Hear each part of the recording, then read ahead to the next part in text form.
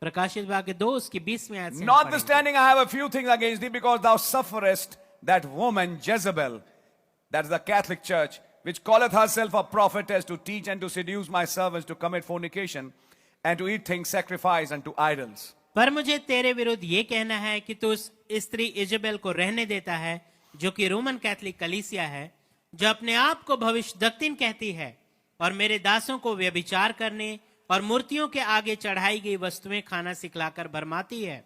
Is Catholic Church joined with idolatry? क्या Catholic कलीसिया मूर्ति पूजा से जुड़ी हुई है? Do they have idols? क्या उनके पास मूर्तियां हैं? Is Mary one of their idols? क्या मरियम उनमें से एक मूर्ति है? Can we say amen? क्या हम आमीन कह सकते हैं? God really bless you, because there's a Holy Ghost here who's seeing that. प्रभु आपको वास्तविकता में आशीष दे, क्योंकि पवित्र आत्मा यहाँ है जो इसे देख रहे हैं. And to eat things sacrificed unto idols. और उसको मूर्तियों पे चढ़ी गई वस्तु में खाना सिखलाती है. Listen, brother. सुनिए भाई, Each line is a deep teaching. हर एक लाइन में गहरी शिक्षा है. Eating things sacrificed unto idols.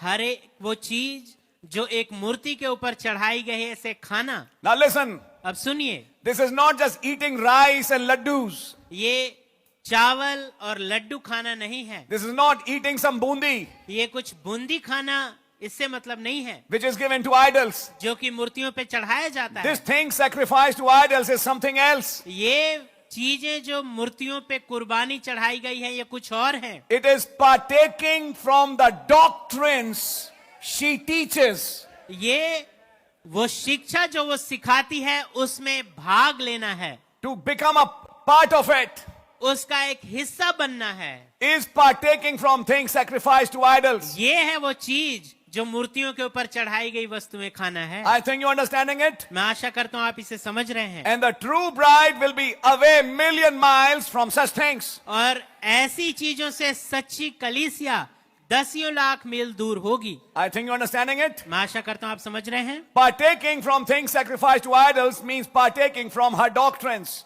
मूर्तियों के ऊपर चढ़ाई गई वस्तुओं में हिस्सा लेना, इसका मतलब उसकी शिक्षा में हिस्सा लेना. I think you're understanding it. मैं सोचता हूं आप समझ रहे हैं.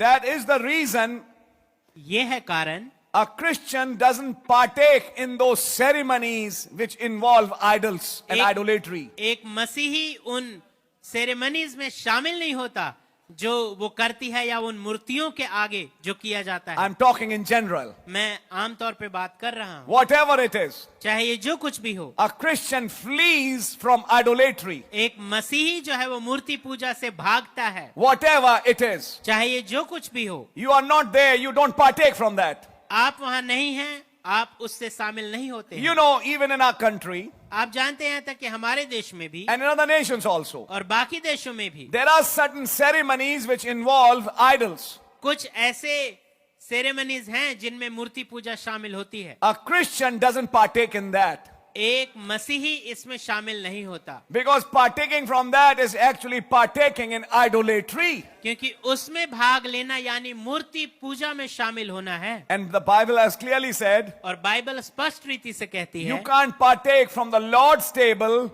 and the tables of the devils at the same time. कि आप प्रभु की मेज और शैतान की मेज में एक साथ शरीक नहीं हो सकते. I think you're understanding this. मैं आशा करता हूं आप इसे समझ रहे हैं. God really bless you if you have. प्रभु आपको बहुत आशीष दे अगर आप समझ रहे हैं.